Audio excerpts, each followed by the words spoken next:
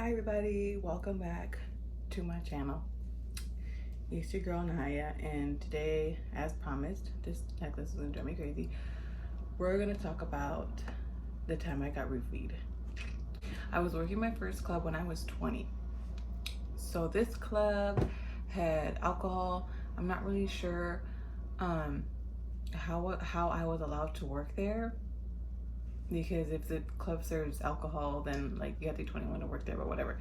Let me just start with the day before. The day before, I was working the club and I had met this guy, and I sat down with him and we were just talking, normal talk. And I was like, oh, so like, what are you looking for, And he was like, I just come here to shop. And I really didn't understand what that meant, because I was 20 years old and I was, before I started dancing, I was super, I guess, sheltered, because we weren't allowed to really do much when we were younger. So yeah, I didn't really understand what that meant. And I was like, okay. And I don't think that he was interested in buying any dances, which was like weird. And I was like, okay, well, I'm gonna go try to, sell dances now. And I left. But like overall, the conversation with that guy was fine. I didn't get any weird vibes or anything like that. So the next day, I come into work and I'm having a good time, and I see the guy that I had met the day before, and he was sitting in a booth, because at this club it was also a restaurant, and he was sitting in like the booth where if you're gonna order food, you sit in those booths. And he was sitting with a friend of his, and I was like, oh hey, I went up to him, I was like, oh hey, like, do you remember me from yesterday? It's Naya. And he's like, oh yeah, I remember you, like, sit down with us, have a drink, we'll order you a drink. And he's like, this is my friend, I don't even know his friend's name. And he was like, oh, we're here for business. Which, like, the way that they were dressed, it didn't seem like they were there for business. I don't know, in my opinion, it was kind of like, I don't know, because they're dressed a little bit unprofessional, like nice enough to get into the club, but like, I don't know why you would do business in like a strip club. It was weird. But I was like, okay. So I sat down with them, and they're like, what do you want to drink? And I was like, oh, can I just get a glass of champagne? And they're like, okay. So they got the champagne, and honestly, I think I spent like way too much time like conversating with these two guys. So I was talking with them for a little bit. They called me on stage, like my name was called for a stage set. So I was like, okay, I'm gonna go downstairs because it was a 2-story club. I'm gonna go downstairs to do my stage set, do the whole round, and then I'll come back when I'm done. And they're like, okay. And at this point, I had drank like half of my drink, the champagne drink. And they're like, okay, yeah, come back when you're done, we want to talk to you still, or whatever, right? So I go down there, I'm feeling a little bit buzzed from the alcohol, and I do my dance, I do the whole routine, the whole, rotation. And then I go back up there to talk to those guys. And I sit down, and, we're talking for a little bit, and they said, oh, they're like, this glass is yours, right? And I look at it, and it's a full glass of champagne. And I had remembered, like, okay, well, my glass was half full when I left it. This is obviously a new glass of champagne. Like, I don't know, like, I had thought about it. And I guess just because I was so sheltered growing up, like, I was just like, like that, I obviously knew that kind of stuff happened, but I guess I was like, it happens, I don't know, I was just like, I guess it happens, like, it's less likely to happen, like, yeah, you see it in the movies, but like, not everyone is like a shitty person and would do that to you, So I was like, okay, whatever, I drank it. Now, I don't remember if I had drank the whole glass or if I only drank half the glass. I can't remember, because obviously, like, my memory started to get all confused after I drank the glass. But And I don't even remember like how it got away from these two guys, like, because I do remember like snippets of like other customers that I was talking to afterwards and stuff like that. I remember because it was a 2-story strip club, we had like stairs everywhere. I do remember struggling with the stairs, like I just like not falling, trying not to fall over. It was just really, it was like I was like really like drunk or something, like, but I really hadn't had that much to drink. It was literally like 2 glasses of champagne and then like a cranberry juice and vodka is like what I had. And yeah, I just remember like stumbling on the stairs. It was kind of hard to control my I guess like my movements, like my walking and stuff. I remember someone came to talk to me. I can't remember who it was. It might have been the house mom, like, because we had 2 house moms, and one house mom was really cool, but the other house mom, she was like older and like German or something, and I think she came to talk to me. I don't remember what happened, but basically someone told me that my fiance was coming to pick me up, and I was like, okay, whatever, right? Like, I'm not gonna argue. I remember getting like cashed out, like they cashed me out my money. I think I walked out to the front to get picked up by my ex-fiance, my fiance at the time. He said I got in the car and I guess I dropped my money. I don't even remember this. I guess I had dropped my money. He asked me like, where's your money? And I was like, oh, I don't know, or something like that. And he said like he got out the car and I had dropped it like on the way to the car, like in the street. It was like $400 or $500 or something. He took me home. But this is the weirdest thing too, because my like, you guys, like, my ex-fiance was like not a good person either. And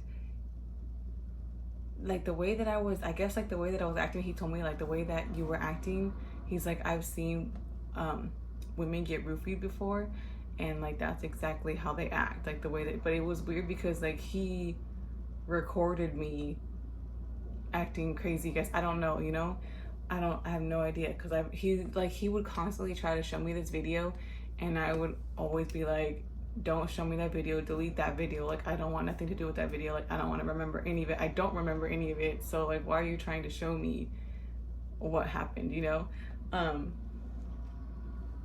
But basically he had said that they called him and they told him to come get me because he was my emergency contact. Like, I guess like if anything ever happens to you, like they just contact like your emergency contact and come pick you up or whatever, you know.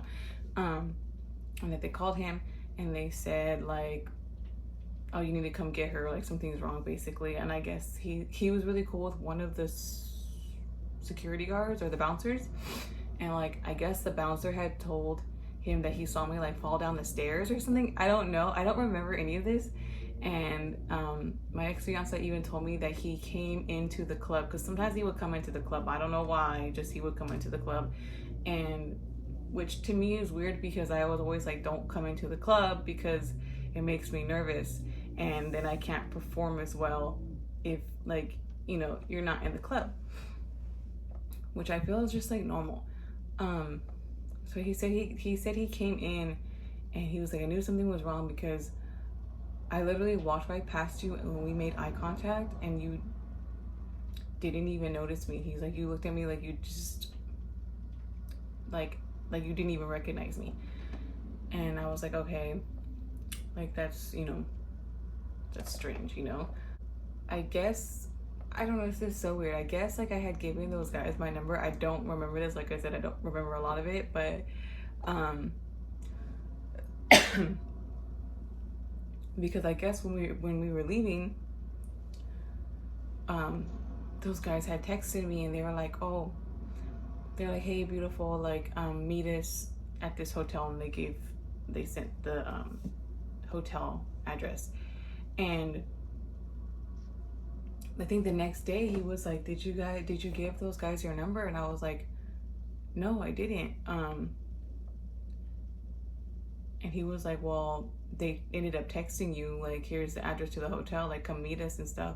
And I guess he had texted them back and was like,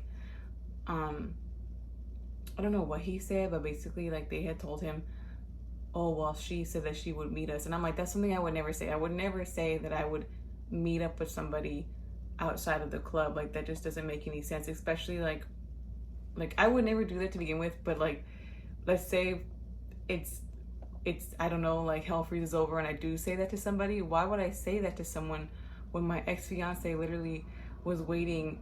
He would wait outside the club the whole entire time, like, because he knew everyone at that club. Like, that just doesn't make any sense. Like, I would never do that. And the thing is like, alcohol doesn't even make you do that. I only had 2 glasses of champagne and I like a cranberry vodka. That was it, you know? Like, the amount of like memory loss that I have is just crazy. So yeah, basically he told those people, like, don't ever like contact my fiance again, like whatever, right? And so like the next day I was pretty beat up. Like, I had like bruises, I had like a busted lip, I guess maybe from falling from the stairs, I don't know. I had hit my head, I guess, I don't know. But that was really an eye-opening thing, to always keep an eye on your drink. If you don't see the waitress pour your drink, like, do not drink it. And even then, like, because I had heard, like, I've seen other girls talk about getting like roofied and stuff, and they say like, well, I saw one girl, she had said like someone had tried to roofie her again, and like instantly she threw up. Like, her body just knew what it was and threw it up. And even working at the club that I work at now, there was a time where I was talking to a customer, and like, let's say like behind me is the bar, right? So I was talking to a customer and I was facing him, and I had my drink, like, well, let's say this is the bar, okay? This is the bar, I'm facing the customer like this. I had my drink like kind of like to the side, but I was holding it, and but my face was like this way talking to the customer. And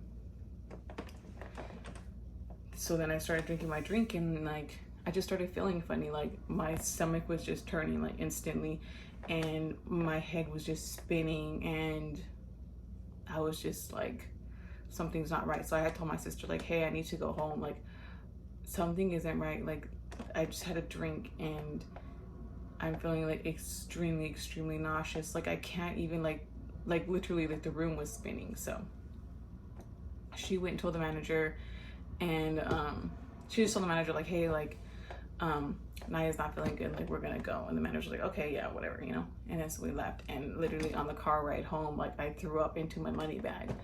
And like one little like simple drink isn't gonna have that kind of reaction. So and still, like, I was still spinning, so I just went home and just laid down and just like waited for it to pass, I guess. That is my story time about how I got roofied. Yeah, I don't even know like how I was like drinking at that club and I was 20. Like, I mean, obviously, like, they weren't like serving me the alcohol. Like, the guys would like buy it for me, I don't know, but I was like not supposed to be drinking. Like, I don't know how I worked there and I was like underage, you know. But, and like, the thing that's surprising to me is that that club is a higher scale club over there. I mean, it's not there anymore, but like, it was more higher scale. So it's like, if something like that can happen in a high scale club, then anything can happen, you know.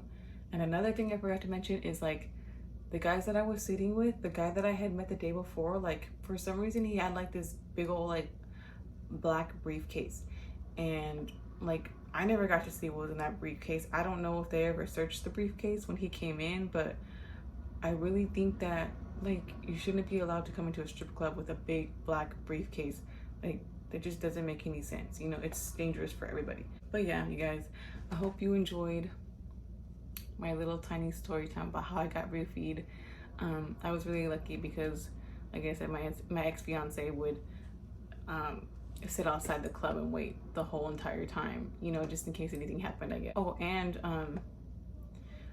I used to work in Reno, Nevada, and one night when I was there, like, the guy had texted me it was like a weird like smiley face or something. It just creeped me out. I was like, oh, that's weird, because honestly I had forgotten that like he had my number or something. I don't know. I just never blocked him, and he like texted me like this weird creepy smiley face. It was like months or weeks later. I don't know, but yeah, it was weird. So you guys always like be careful with your drinks, with anything. Like even now, I don't even really drink like that anymore at the club because of what happened, you know. And definitely like on nights when my sister's not with me, I don't like drink at all. I don't drink, not even a little bit. So yeah, that's my story time. So my next story time is gonna be about my basically being engaged to a pathological liar slash like narcissist pathological liar or whatever. Because let me tell you, I was only with that boy for like 4 months, but it really felt like 5 years, to be honest with you, the amount of stuff that I just went through, you know. All right, you guys, if you guys like this video, give it a thumbs up. If you don't have nothing to say, just put a money bag in the comments for me, because it really helps me out and I really appreciate it. Please subscribe. I really appreciate it. You guys were almost to 300 subscribers and I'm like super excited. I'm gonna keep these story times coming, and we'll see you on the next one. Bye.